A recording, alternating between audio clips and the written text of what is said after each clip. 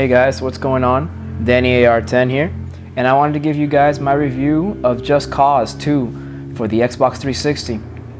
Now, I was a big fan of Just Cause, the original, for the 360. This one kind of follows the same character named Rico.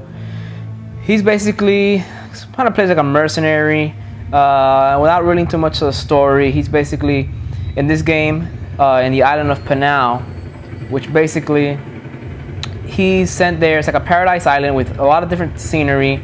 It ranges from snowy mountains like you see here to kind of desert to beaches to kind of like paradise. It's just a lot of different things in this huge open world map, which in my opinion is humongous. It is probably 10 to 20 times bigger than GTA 4, excuse me, and the amount of time it takes to travel a map, even by helicopters. You see here, this helicopter does have a minigun on it, which could really do a lot of damage. It takes a long time. Now, this game is pretty praised for the amount of action that it has. You go from flying a helicopter to jumping on, hanging from the bottom like you see here. You can kind of hover and look over the island itself, and from here they free fall. And this was the big thing on the Just Cause the original, which you can free fall, skydive, base jump from anywhere on the map, and it's just the amount of landscape and the amount of traversing you have to do to get around is just amazing. There's a lot of varied missions. You basically, without ruining too much of the story, like I said earlier, have there's 3 factions that you're kind of working undercover for, and you're trying to find out the location of an Englishman who you're trying to assassinate. And throughout the course of the story, you're teaming up with these 3 factions who provide assistance to you in the form of weapons and vehicles and the whole 9 yards. So the story on the game isn't really the strong point. It's meant to be just a heavy action game with little to no attention to story, and even with that, it succeeds at everything it does. There's over 100 vehicles to choose from in the game, and as you progress through the game, it lets you know, kind of in Grand Theft Auto style, the statistics. You have 100 vehicles, and every time you mount a new one, it lets you know how many unique vehicles you've ridden. Another big portion of the game is you're trying to create as much chaos as possible. I'm going to call a beacon here. This beacon lets you call a black market dealer and get airlifted out, order new weapons, or order new vehicles. Without saying, you want to create as much destruction as possible. The game kind of runs on this kind of currency system called chaos. The most destruction you cause by either destroying government property or killing enemies or destroying vehicles, it lets you earn money to upgrade your equipment, upgrade your vehicles. So I'm going to do here, I'm going to call in for a airplane and $30,000, yes, and they'll deliver the vehicle to you. So yeah, leveling whole cities, creating chaos is beneficial to you. You actually have to get 100% total destruction in every city in the game, which is kind of difficult, but it's also gives you a lot of replay value. You see here, I called in a little jet, and you can literally take off from anywhere as long as you have space.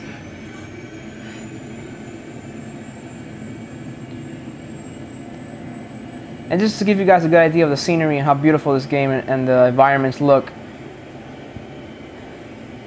So I've about been playing for maybe 10 hours of gameplay, and not even I don't think I've even completed 10% of the game yet, which kind of shows you the amount of replay value this game's going to give you.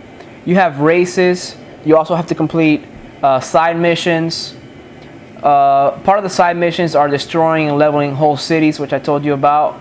That unlocks whole settlements. When you're looking at the map itself, so I'll pull it up in just a second here. You press select to pull up your map, and it shows you all these little dots that you see all over the place. These are all little dots. All these little yellow dots, blue dots. Those are all undiscovered settlements. And all these undiscovered settlements on this huge map have to be, you have to find them. And then all those require 100% total destruction. As you can see on the right hand side there, it shows chaos. And then how much chaos points I have. And the bottom left hand corner shows the amount of money, weapon parts, vehicle parts. And those weapon parts and vehicle parts, those are spread among the map. They're kind of like the pigeons in Grand Theft Auto 4 that you have to find. But these actually do something for you, because by finding these boxes, which are spread amongst all the cities that you have to discover, they give you the ability to upgrade your weapons and upgrade your vehicles, making them faster, more powerful, easier to commute around. And it's just the amount of length that this game is going to provide you. You're going to be busy for hours and hours. I'm going to give you guys a little bit of gameplay session, because that's really most of what I have to say about it. I definitely say this game is in my top 5 right now. I'd give it a 9.5 out of 10. So I'd definitely say worth picking up. And I'm going to show you guys a little bit of what this game has to offer as far as action stunts. It's a little crazy what I'm going to do here, but you can jump on your vehicle. You can look around. I see another vehicle right above me, which I am going to try to mount.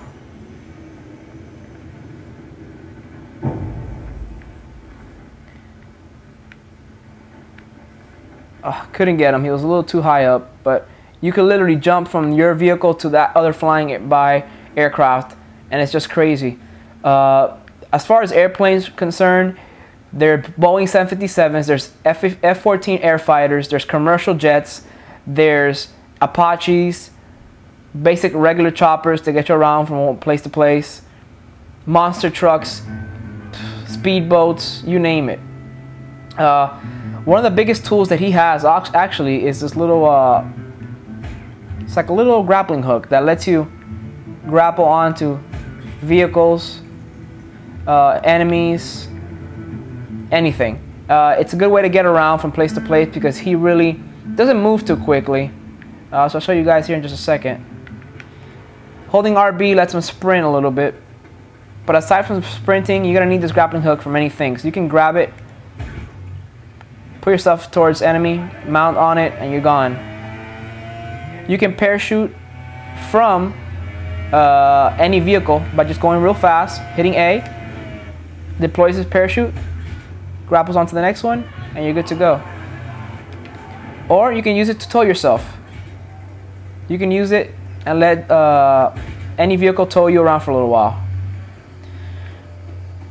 Again, guys, I really don't want to kind of bore you too much more. You guys got my opinion of the game. I definitely think this game is better than GTA 4. I definitely think it gives you more gameplay. And the scope and scale of this game with these graphics, which are just gorgeous. Some of the best you'll see on any console. Really, really amaze me.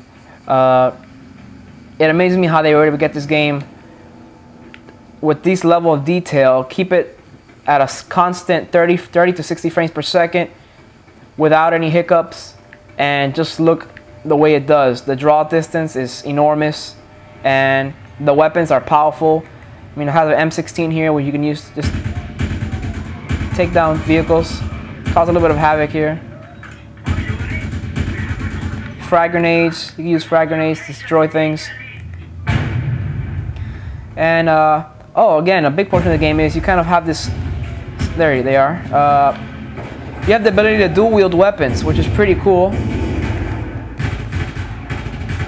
And this government agency are the ones basically the enforcement of the island. You're creating too much havoc, and your scale up there in the top left, which is a little red bar, if it gets too full, you're gonna have these insurgents that work for the government come at you, and you're gonna have to try to evade them. You can take their vehicles and kind of raise your wanted level as high as you want.